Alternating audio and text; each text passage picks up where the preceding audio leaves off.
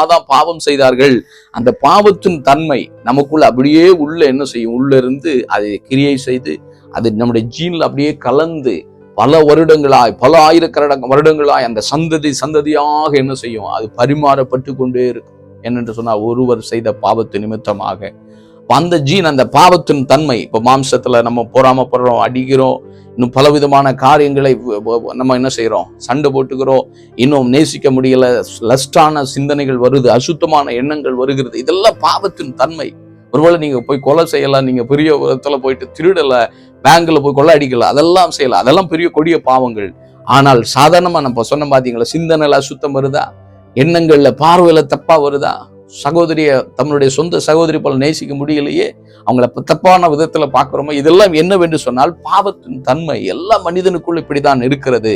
முற்பிதாவிலிருந்து இன்றைக்கு வரைக்கும் அதை மாற்றுவதற்காகத்தான் ஆண்டவராகிய இயேசு கிறிஸ்துவுடைய கிருபை நமக்கு தேவை. அதற்காக தான் இயேசு கிறிஸ்து உங்களுக்காக எனக்காக இந்த பூமியில வந்து கல்வாரி சிலுவையில ரத்தம் சிந்தி உங்களை என்ன மீட்டெடுத்தாருங்க.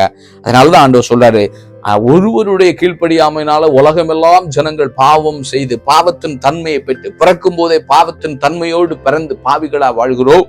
ஆனால் ஒருவருடைய கீழ்ப்படுகிறதுனால, ஒருவருடைய கீழ்ப்படிதலினால அநேகர் நீதிமான்களாக்கப்படுகிறார். அதனால ஒருவர் செய்த தப்புனால எல்லாருக்கும் பாவம் வந்தது போல, ஒருவர் செய்த கீழ்ப்படிதலாகிய இயேசு கிறிஸ்து, அவன் முதல் பிதாவாகிய ஆதாம், முற்பிதாவாகிய ஆதாம், பழைய ஆதாம், புதிய ஆதாம் என்று சொல்லப்படுகிற இயேசு கிறிஸ்து மூலமாக உங்களுக்கு எனக்கு என்ன நடக்குதா, அவர் உங்களுக்கும் எனக்கும் என்ன செய்யறாரு, அவர் மூலமாக நீங்களும் நானும் நீதிமான்கள் ஆக்கப்படுகிறோம். ஒருவர் கீழ்ப்படிந்தார், இயேசு கிறிஸ்து பிதாவுடைய சித்தத்தை செய்யும்படிக்கா இந்த பூமிக்கு இறங்கி வந்த அந்த இயேசுவின் நிமித்தமாக நீங்களும் நானும் என்னவா மாறுகிறோமா, நீதிமான்கள் ஆக்கப்படுகிறோம் என்று சொல்லி கர்த்தருடைய வார்த்தை சொல்லுது. அதனால அவரை விசுவாசிக்கும் போது நம்முடைய பாரம்பரியமாய் நம்மை சுத்தி வருகிற சாபம், பாவம், அசுத்தமான எண்ணங்கள், எல்லா கிரியைகளும் நம்மை விட்டு அழிந்து புதிய மனுஷனாய் நாம் மாறி விடுகிறோம். அதற்கு தான் இயேசு தேவை. அப்படியாய் மாற்றப்படும் போதுதான் நீங்கள் ஆசீர்வதிக்கப்பட்டவளா இந்த பூமியில வாழ முடியும்.